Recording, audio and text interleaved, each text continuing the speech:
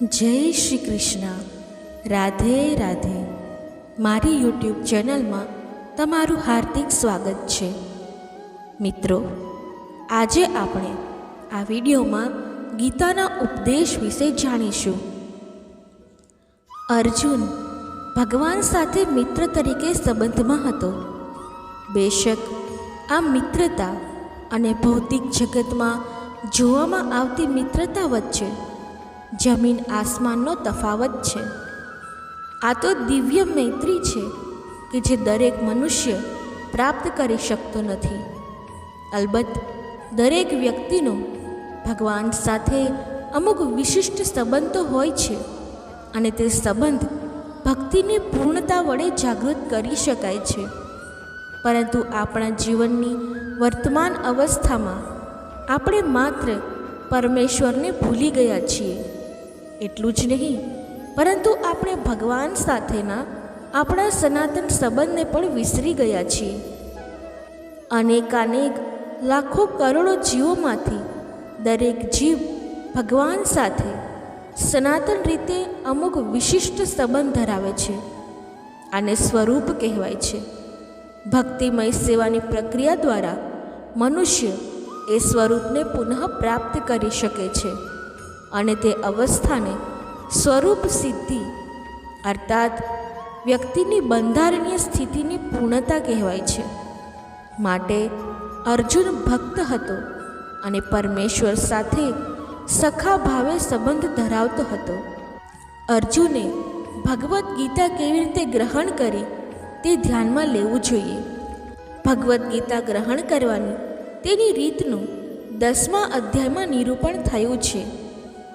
પરમ બ્રહ્મ પરમ ધામ પવિત્રમ પરમ ભવાન પુરુષમ શાશ્વતમ દિવ્યમ આદિદેવમ અજમ વિભુમ આહુસત્વામ ઋષય સર્વે દિવર્ષિ નારદસ્થા અસિતો દેવલો વ્યાસ સ્વયં ચેવ બ્રવીષિ મે સર્વમ એતદ ઋતુમ મન્યે યયામ વદસી કેશવ ન હિ તે ભગવન વ્યક્તિમદ વિદુર્વેમા ન દ્વાનવા.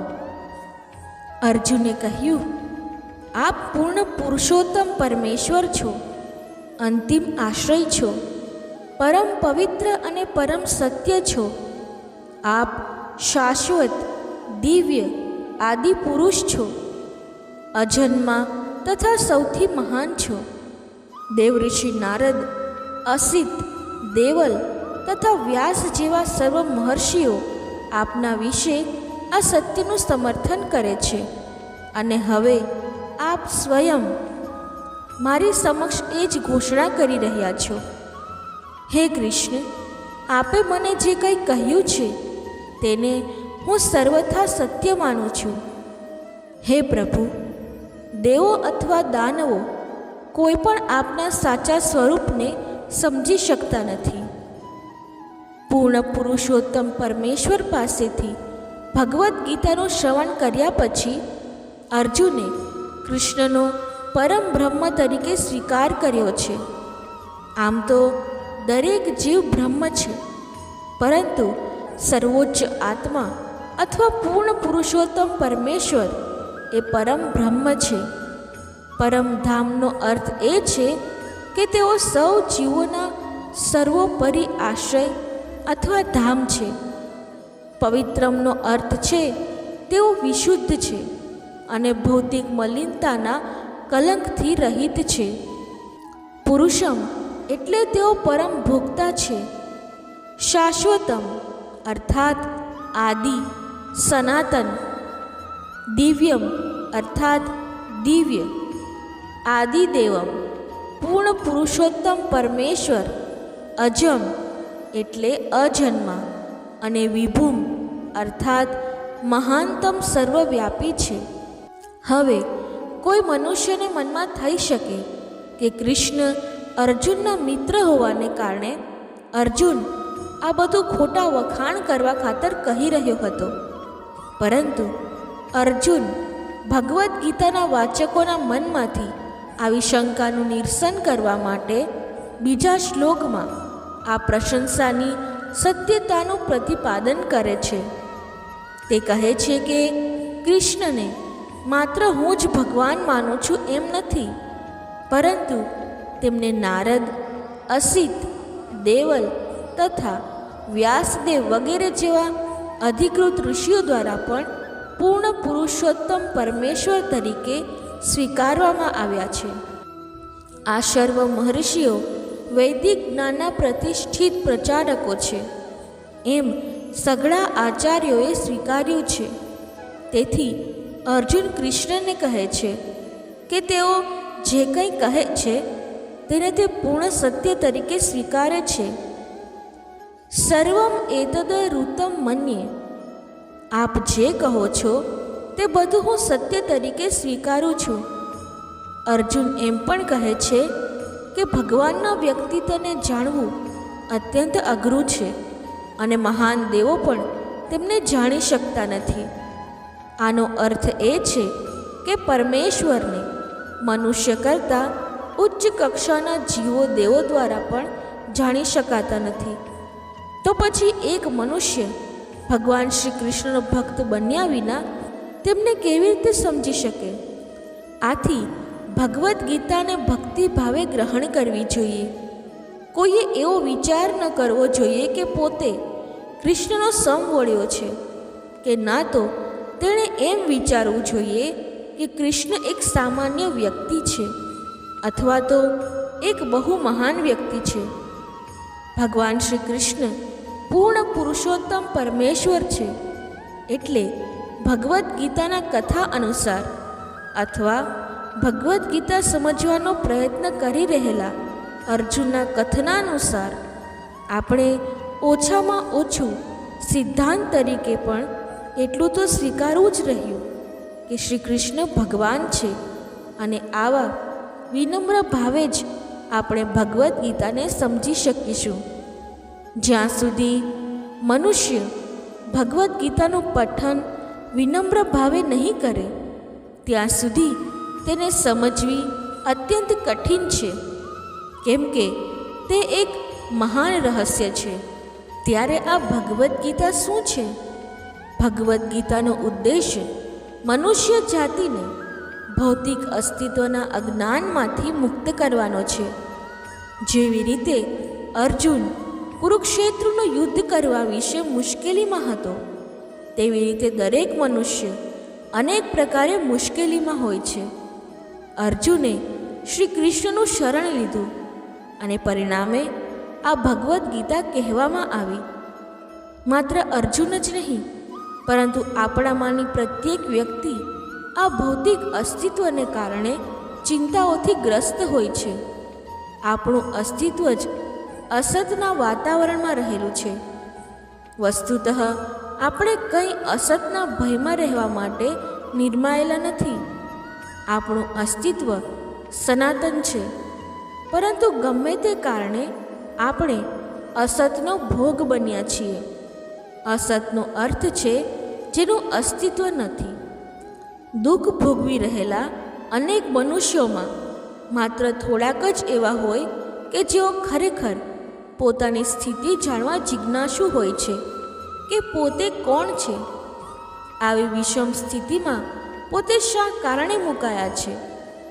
જ્યાં સુધી મનુષ્યને પોતાના દુઃખો વિશે પ્રશ્ન કરવાની જિજ્ઞાસા થતી નથી ત્યાં સુધી તેને એવી અનુભૂતિ થતી નથી કે પોતે દુઃખ ભોગવવા નહીં, પરંતુ દુઃખોના નિવારણનો ઉકેલ પામવા માંગે છે. ત્યાં સુધી તેને પૂર્ણ માનવ ગણી શકાય નહીં. માનવતાનો પ્રારંભ ત્યારે જ થાય છે જ્યારે મનુષ્યના મનમાં આવી જિજ્ઞાસાનો ઉદય થાય છે.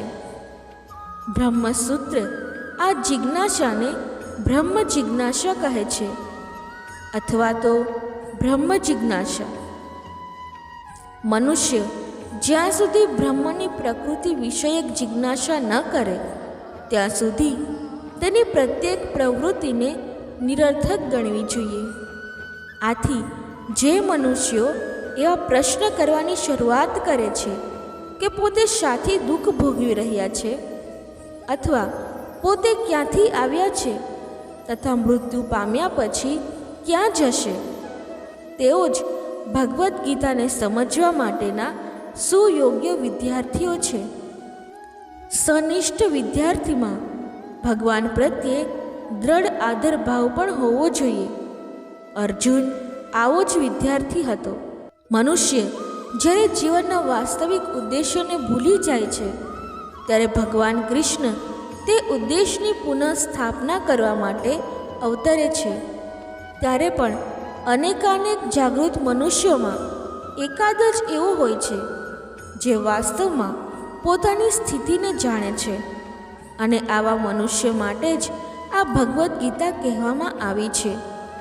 હકીકતમાં અવિદ્યારૂપી વાઘ આપણા બધાનો પીછો કરી રહેલો છે, પરંતુ ભગવાન જીવો ઉપર, ખાસ કરીને મનુષ્યો ઉપર અત્યંત દયાળુ છે.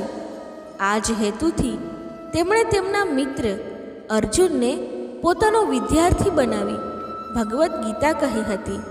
ભગવાન કૃષ્ણનો સખા હોવાને કારણે અર્જુન સર્વ અજ્ઞાનથી પર હતો, પરંતુ કુરુક્ષેત્રની યુદ્ધભૂમિમાં તે ભગવાન કૃષ્ણને જીવનની સમસ્યાઓ વિશે પ્રશ્ન કરે એટલા માટે અજ્ઞાનની અવસ્થામાં મુકાયો હતો, કે જેથી ભગવાન ભાવિ પ્રજાના હિત માટે સમસ્યાઓનું સ્પષ્ટીકરણ કરે અને જીવનની યોજના ઘડવા માટે રૂપરેખા આપે.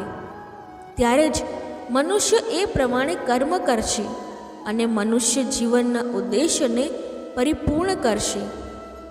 ભગવદ્ ગીતાના વિષય વસ્તુમાં 5 મૂળભૂત સત્યોના જ્ઞાનનું નિરૂપણ થયેલું છે.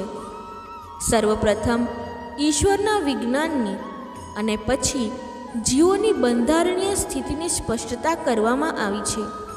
એક ઈશ્વર હોય છે જેનો અર્થ છે નિયંતા, અને બીજા જીવો છે જેનો અર્થ છે નિયંત્રિત. જો કોઈ જીવ એમ કહે કે પોતે નિયંત્રિત નથી પણ સ્વતંત્ર છે, તો જાણવું કે તે પાગલ છે. જીવ બધી જ રીતે ઓછામાં ઓછું તેના બદ્ધ જીવનમાં તો નિયંત્રિત છે જ. તેથી ભગવદ્ ગીતાનો વિષય પરમ નિયંતા ઈશ્વર તથા નિયંત્રિત જીવોની ચર્ચા કરે છે.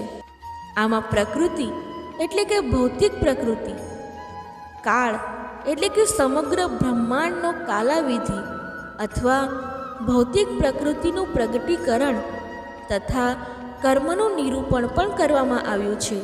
આ સૃષ્ટિ પ્રાગટ્ય અર્થાત દ્રશ્ય જગત વિવિધ પ્રવૃત્તિઓથી ભરપૂર છે. બધા જ જીવો જુદા જુદા કાર્યોમાં પરોવાયેલા છે. ભગવદ્ ગીતામાંથી આપણે એટલું અવશ્ય શીખી લેવું જોઈએ કે ઈશ્વર શું છે, જીવાત્મા શું છે, પ્રકૃતિ શું છે, દ્રશ્ય જગત શું છે, તે કાળ દ્વારા કેવી રીતે નિયંત્રિત થાય છે, અને જીવાત્માઓના કાર્યો શું હોય છે. ભગવદ્ ગીતામાં નિરૂપણ થયેલા આ 5 મૂળભૂત વિષયોમાં ભગવાન અથવા કૃષ્ણ અથવા બ્રહ્મ કે સર્વોચ્ચ નિયંતા કે પરમાત્મા, તમને જે ગમે તે નામે ઓળખો, તેઓ સૌથી મહાન છે. જીવાત્મા ગુણમાં પરમ નિયંતા જેવો છે. ઉદાહરણાર્થ, બ્રહ્માંડનો કારભાર, ભૌતિક પ્રકૃતિ વગેરે પર ભગવાનનું નિયંત્રણ છે, જે વિશે ભગવદ્ ગીતામાંના પાછળના અધ્યાયોમાં સ્પષ્ટીકરણ થશે. ભૌતિક પ્રકૃતિ સ્વતંત્ર નથી, તે પરમેશ્વરની દેખરેખ હેઠળ કાર્ય કરે છે. ભગવાન શ્રી કૃષ્ણ કહે છે, મયાધ્યક્ષેણ પ્રકૃતિ સૂયતે સચરાચરમ. આ ભૌતિક પ્રકૃતિ મારી દેખરેખ હેઠળ કાર્ય કરી રહી છે. દ્રશ્ય જગતમાં જ્યારે આપણે અદ્ભુત ઘટનાઓ બનતી જોઈએ છીએ, ત્યારે આપણે એ જાણવું જોઈએ કે આ સૃષ્ટિના પ્રાગટ્યની પાછળ એક નિયંતાનો હાથ રહેલો છે. નિયંત્રણ વિના કશું જ સંભવી શકે નહીં. નિયંતાનો વિચાર ન કરવો એ તો કેવળ બાલિશતા છે. દાખલા તરીકે, એક બાળક એમ વિચારી શકે કે મોટરગાડી અત્યંત અદ્ભુત છે, કારણ કે તે ઘોડા કે અન્ય પ્રાણી દ્વારા ખેંચાયા વિના જ સ્વયં ચાલી શકે છે.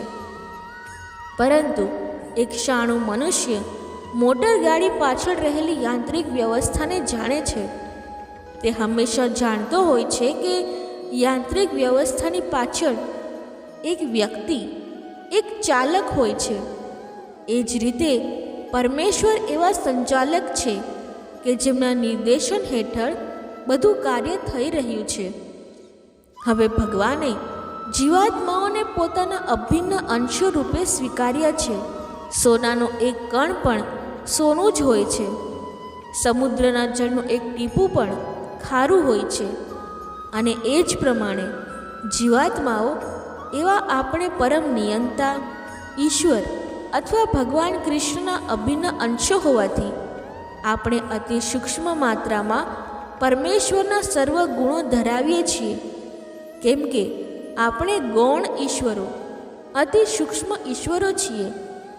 આપણે હાલમાં પ્રકૃતિ ઉપર નિયંત્રણ જમાવવાનો પ્રયાસ કરી રહ્યા છીએ તથા અત્યારે અંતરિક્ષ અથવા ગ્રહોને આપણા નિયંત્રણમાં રાખવા મથી રહ્યા છીએ. નિયંત્રણ કરવાની આ વૃત્તિ આપણામાં એટલા માટે છે કે તે કૃષ્ણમાં પણ છે. આપણામાં જો કે પ્રકૃતિ ઉપર પ્રભુત્વ જમાવવાનું વલણ છે, તેમ છતાં આપણે જાણવું જોઈએ કે આપણે પરમ નિયંતા નથી. ભૌતિક પ્રકૃતિ શું છે? ગીતામાં આની સમજૂતી પણ નિકૃષ્ટ પ્રકૃતિ, અપરા પ્રકૃતિ તરીકે આપવામાં આવી છે. જીવાત્માને ચડિયાતી પરા પ્રકૃતિ કહેવામાં આવેલ છે. પ્રકૃતિ પરા હોય કે અપરા, તે હંમેશા નિયંત્રણ હેઠળ રહે છે. પ્રકૃતિ માદા છે અને તે ભગવાન દ્વારા એવી જ રીતે નિયંત્રિત થાય છે જે રીતે એક પત્નીના કાર્યો તેના પતિ દ્વારા નિયંત્રિત થાય છે. ભગવાનના વર્ચસ્વ હેઠળ પ્રકૃતિ સદા આધીન રહે છે, કેમ કે ભગવાન જ અધ્યક્ષ છે. જીવ તથા ભૌતિક પ્રકૃતિ બંને પરમેશ્વર દ્વારા અધિશાસિત તેમજ નિયંત્રિત છે. ગીતાના મંતવ્યાનુસાર બધા જીવો જો કે પરમેશ્વરના અભિન્ન અંશો છે, છતાં તેમને પણ પ્રકૃતિ જ ગણવામાં આવ્યા છે.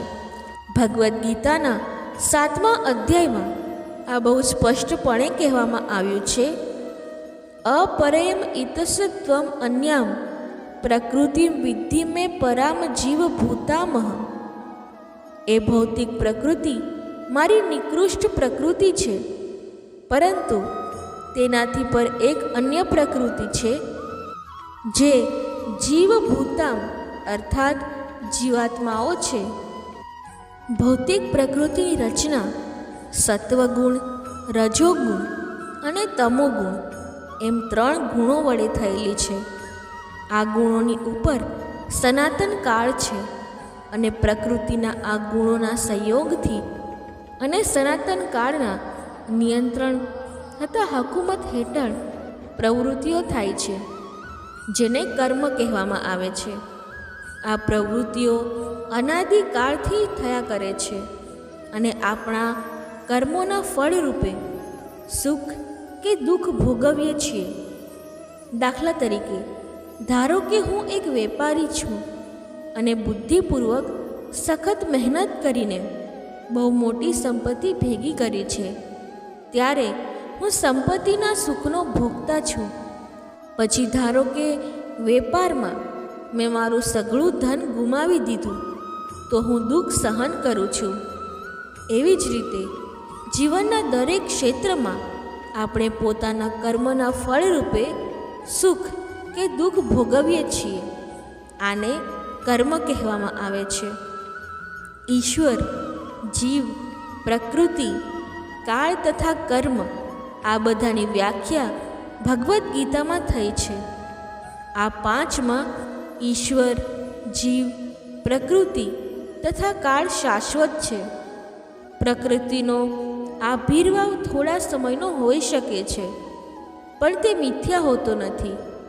કેટલાક તત્વચિંતકો કહે છે કે ભૌતિક પ્રકૃતિનો આવિર્ભાવ મિથ્યા છે, પરંતુ ભગવદ્ ગીતા અથવા વૈષ્ણવોના દર્શન અનુસાર એવું નથી. જગતના પ્રગટીકરણને મિથ્યા મનાતું નથી. તેને વાસ્તવિક પરંતુ ક્ષણભંગુર માનવામાં આવે છે. તેને આકાશમાં ફરતા રહેતા વાદળ સાથે કે ધાન્યનું પોષણ કરનારી વર્ષા ઋતુ સાથે સરખાવવામાં આવ્યું છે. વર્ષા ઋતુ પૂરી થતાં જ વાદળ અદૃશ્ય થતાં જ વરસાદથી પોષણ પામેલા બધા જ પાક સુકાઈ જાય છે. એવી જ રીતે આ ભૌતિક પ્રાગટ્ય પણ કોઈ સમયે કોઈ સ્થાને થાય છે, થોડા સમય સુધી રહે છે અને પછી લુપ્ત થઈ જાય છે. પ્રકૃતિના કાર્યો આવા જ હોય છે, પરંતુ આ ચક્ર નિરંતર ચાલ્યા કરે છે. માટે પ્રકૃતિ સનાતન છે, તે મિથ્યા નથી. ભગવાન તેને મારી પ્રકૃતિ કહે છે. આ ભૌતિક પ્રકૃતિ પરમેશ્વરની છૂટી પડેલી ભિન્ન શક્તિ છે. એવી જ રીતે જીવાત્માઓ પણ પરમેશ્વરની શક્તિ છે, પરંતુ તે છૂટી પડેલી શક્તિ નથી. તે નિત્ય સંબંધિત શક્તિ છે.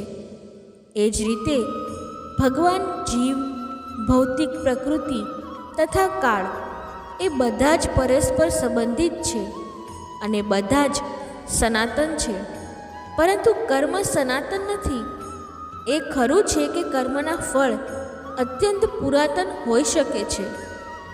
આપણે અનાદિકાળથી પોતાના કર્મના શુભ અશુભ ફળ ભોગવી રહ્યા છીએ, પરંતુ તે સાથે આપણે પોતાના કર્મોના ફળને અથવા કર્મને બદલી શકીએ છીએ, અને આ પરિવર્તન આપણા જ્ઞાનની પૂર્ણતા પર આધારિત હોય છે. આપણે વિવિધ કર્મોમાં પરોવાયેલા છીએ, પરંતુ કેવા પ્રકારના કર્મ કરવાથી કર્મફળમાંથી મુક્તિ પામી શકાય એ આપણે જાણી શકતા નથી. પરંતુ ભગવદ્ ગીતામાં આ વિશે પણ નિરૂપણ થયું છે. ઈશ્વર અર્થાત પરમેશ્વરની સ્થિતિ પરમ ચેતના રૂપે છે. જીવાત્માઓ પણ ઈશ્વરના અભિન્ન અંશો હોવાને કારણે ચેતન છે. જીવ તથા ભૌતિક પ્રકૃતિ બંને પ્રકૃતિ કહેવાયા છે, અર્થાત તેઓ પરમેશ્વરની શક્તિ છે. પરંતુ આ બંનેમાંથી માત્ર જીવ ચેતન છે, જ્યારે બીજી શક્તિ પ્રકૃતિ ચેતન નથી. એ જ તો તફાવત છે.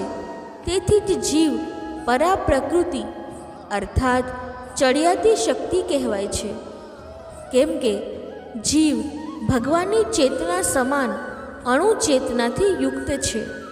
પરંતુ ભગવાનની ચેતના સર્વોપરી છે, અને કોઈ મનુષ્ય એવો દાવો કરવો ન જોઈએ કે જીવ પણ સર્વોપરી ચેતના ધરાવે છે.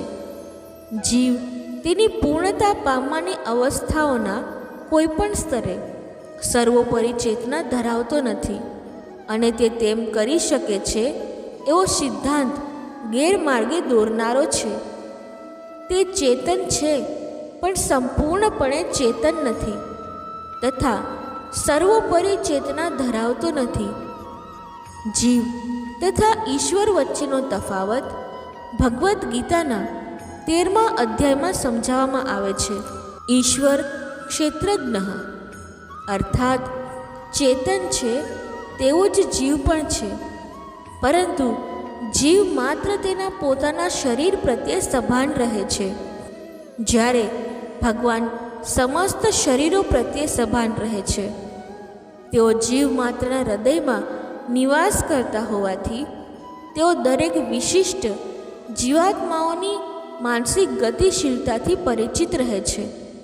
આ આપણે ભૂલવું ન જોઈએ. એવી સ્પષ્ટતા પણ કરવામાં આવી છે કે પરમાત્મા પૂર્ણ પુરુષોત્તમ પરમેશ્વર જીવ માત્રના હૃદયમાં ઈશ્વર તરીકે નિયંતા તરીકે રહે છે, અને જીવને તેની ઈચ્છા અનુસાર કાર્ય કરવા માર્ગદર્શન આપે છે. જીવાત્માને શું કરવું તેનું વિસ્મરણ થાય છે. સર્વપ્રથમ જીવ અમુક રીતે કાર્ય કરવાનો નિર્ણય કરે છે, અને પછી તે તેના પોતાના કર્મની ક્રિયા અને પ્રતિક્રિયામાં ફસાઈ જાય છે. જેવી રીતે આપણે એક જૂનું વસ્ત્ર ઉતારી બીજું નવું વસ્ત્ર પહેરીએ છીએ, તેમ જીવ એક પ્રકારના શરીરનો ત્યાગ કરીને બીજા પ્રકારના શરીરમાં પ્રવેશ કરે છે. જેમ આત્મા દેહાંતર કરતો રહે છે, તેમ તે પોતાના પૂર્વ કર્મના સારા નરસા ફળ ભોગવ્યા કરે છે. જીવ જ્યારે સત્વ ગુણમાં હોય છે અને સમજી લે છે કે તેણે કયા કર્મ કરવા જોઈએ, ત્યારે જ આ કર્મો પરિવર્તન પામી શકે છે. જો તે એમ કરે તો તેના પૂર્વ કરેલા કર્મો બદલાઈ શકે છે. તેથી કર્મ સનાતન નથી. માટે જ અહીં જણાવવામાં આવ્યું છે કે 5 બાબતો ઈશ્વર, જીવ, પ્રકૃતિ, કાળ અને કર્મ, આમાંથી 4 સનાતન છે, જ્યારે કર્મ સનાતન નથી. પરમ ચેતન ઈશ્વર જીવ સાથે આ રીતે સમાન છે. ભગવાન તથા જીવ બંનેની ચેતના દિવ્ય છે. એવું નથી કે ચેતના પદાર્થ સાથેના સંયોગથી ઉત્પન્ન થાય છે. આવો વિચાર ભ્રામક છે. અમુક પરિસ્થિતિમાં ભૌતિક પદાર્થોના સંયોગથી ચેતનાનો વિકાસ થાય છે. એવો સિદ્ધાંત ભગવદ્ ગીતામાં સ્વીકારવામાં આવ્યો નથી. જેવી રીતે રંગીન કાચમાંથી પરાવર્તિત થતો પ્રકાશ એવા રંગનો દેખાય, તેમ ભૌતિક સંજોગોના આવરણ દ્વારા ચેતના વિકૃત રીતે પ્રતિબિંબિત થઈ શકે, પરંતુ ભગવાનની ચેતના પર કોઈ પણ પ્રકારની ભૌતિક અસરો થતી નથી. ભગવાન શ્રી કૃષ્ણ કહે છે, મયાધ્યક્ષેણ પ્રકૃતિ. ભગવાન જ્યારે ભૌતિક બ્રહ્માંડમાં અવતરે છે, ત્યારે તેમની ચેતના ભૌતિક રીતે પ્રભાવિત થતી નથી. જો તેઓ એવી રીતે પ્રભાવિત થતા હોત તો તેઓ આધ્યાત્મિક વિષયના સંબંધમાં જેવી રીતે ભગવદ્ ગીતામાં કહી શક્યા તેમ કહી શક્યા ન હોત. ભૌતિકતાના સંસર્ગથી મલિન થતી ચેતનાથી રહિત થયા વગર કોઈ વ્યક્તિ આધ્યાત્મિક જગત વિશે કશું જ કહી ન શકે. એટલે ભગવાન ભૌતિક રીતે દૂષિત નથી. જો કે આપણી ચેતના અત્યારની ઘડીએ ભૌતિક રીતે દૂષિત થયેલી છે. ભગવદ્ ગીતા શીખવે છે કે આપણે આ ભૌતિક રીતે દૂષિત થયેલી ચેતનાને શુદ્ધ કરવાની છે. વિશુદ્ધ ચેતનામાં આપણા સર્વ કર્મ ઈશ્વરની ઈચ્છા અનુસાર થશે અને તેનાથી આપણે સુખી થઈશું. આનો અર્થ એવો નથી કે આપણે બધા કર્મ કરવાનું બંધ કરી દેવું. ઉલટું આપણે આપણા કર્મોને શુદ્ધ કરવા જોઈએ, અને શુદ્ધ કર્મ એ ભક્તિ કહેવાય. ભક્તિ વિષયક કર્મો સામાન્ય કર્મ જેવા જ દેખાય છે, પરંતુ તે દૂષિત હોતા નથી. કોઈ અજ્ઞાની માણસને એવું દેખાય કે ભક્ત એક સામાન્ય વ્યક્તિની જેમ જ કર્મ કરી રહેલો છે, પરંતુ આ મૂર્ખ એ સમજી શકતો નથી કે ભક્ત અથવા ભગવાનના કર્મ અશુદ્ધ ચેતના અથવા પદાર્થ વડે દૂષિત થતા નથી. તેઓ પ્રકૃતિના 3 ગુણોથી પર છે. છતાં આપણે એ જાણવું જોઈએ કે હમણાંની આપણી ચેતના કલુષિત થયેલી છે. જ્યારે આપણે ભૌતિક રીતે દૂષિત થયેલા હોઈએ ત્યારે બદ્ધ કહેવાઈએ છીએ. હું ભૌતિક પ્રકૃતિની ઉપજ છું એવી માન્યતાને લીધે મિથ્યા ચેતના પ્રદર્શિત થાય છે. આને મિથ્યા અહંકાર કહેવાય છે. જે મનુષ્ય દેહાત્મ ભાવમાં તલ્લીન હોય છે તે પોતાની સ્થિતિને સમજી શકતો નથી. મનુષ્યને દેહાત્મ ભાવમાંથી મુક્ત કરવા માટે જ ભગવદ્ ગીતા કહેવામાં આવી હતી, અને ભગવાન પાસેથી આ જ્ઞાન મેળવવા માટે જ અર્જુને પોતાની જાતને આ સ્થિતિમાં મૂકી હતી. મનુષ્યે દેહાત્મ ભાવમાંથી મુક્ત થવું જોઈએ, અને અધ્યાત્મવાદી માટે એ જ મૂળ કર્તવ્ય છે.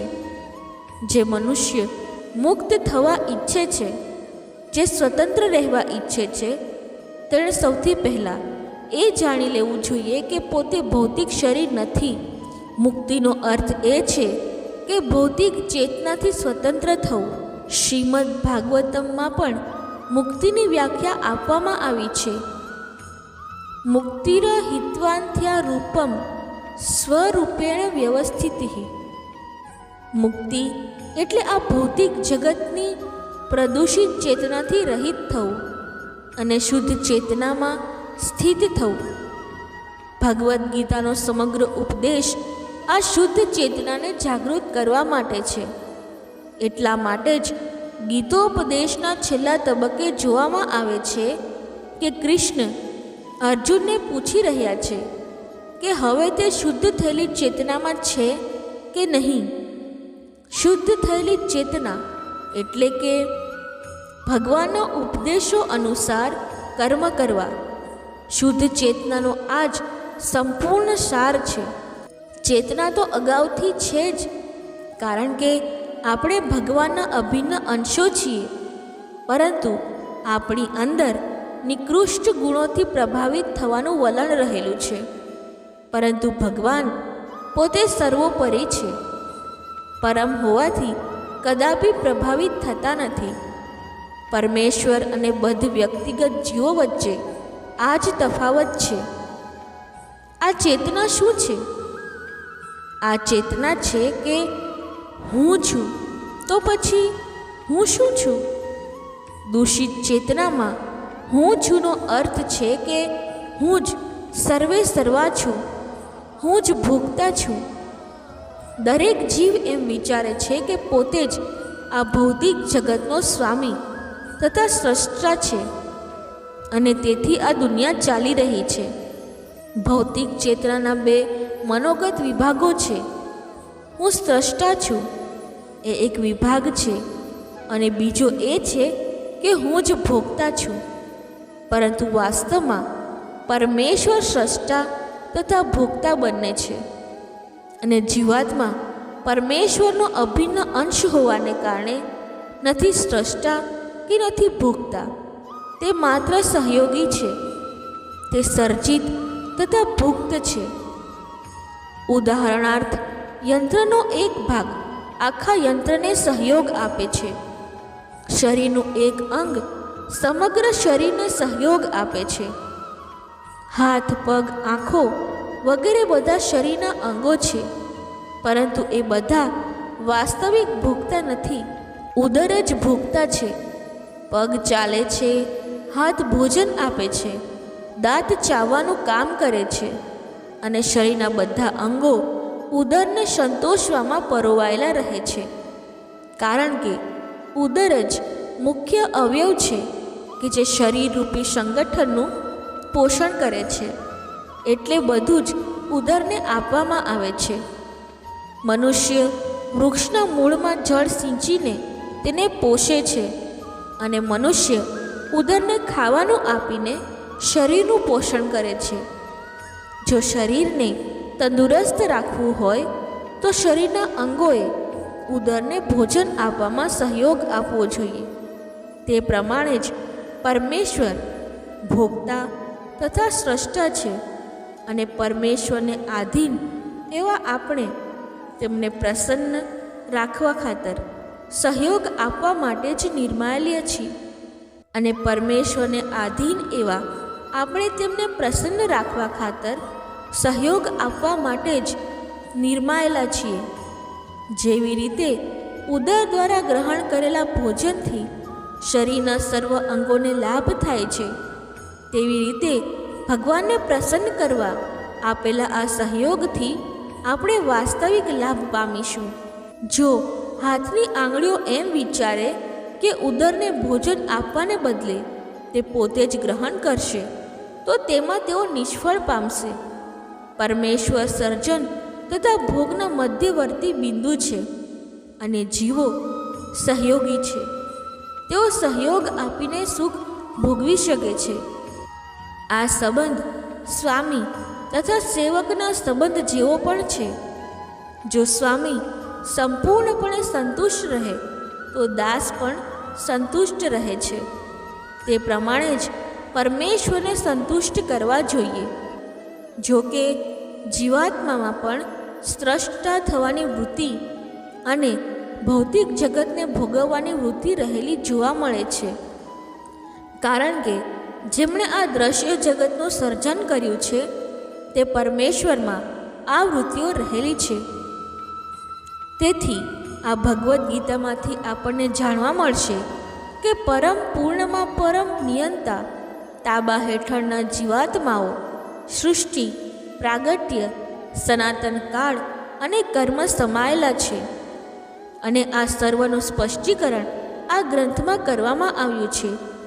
આ બધાને સંપૂર્ણપણે ભેગા લેતા પરમ પૂર્ણ બને છે અને પરમ પૂર્ણને સર્વોપરી પરમ સત્ય કહેવાય છે. પરમ પૂર્ણ અને સર્વોપરી પરમ સત્ય એ પૂર્ણ પુરુષોત્તમ પરમેશ્વર શ્રી કૃષ્ણ છે. સર્વ આ ભીરવાઓ તેમની વિવિધ શક્તિઓને લીધે થાય છે. તેઓ પોતે પરમ પૂર્ણ છે. દર્શક મિત્રો, ગીતા ઉપદેશ બોલતી વખતે જો મારાથી કોઈ ભૂલ થઈ હોય તો હું ક્ષમા માંગુ છું અને આશા રાખું છું કે આ ઉપદેશ તમને પસંદ આવ્યા હશે. જો આ ઉપદેશ તમને પસંદ આવ્યા હોય તો વિડીયોને લાઈક કરી ચેનલને સબસ્ક્રાઈબ જરૂરથી કરી લેજો અને કમેન્ટ બોક્સમાં જય શ્રી કૃષ્ણ જરૂરથી લખજો. ધન્યવાદ. જય શ્રી કૃષ્ણ. રાધે રાધે.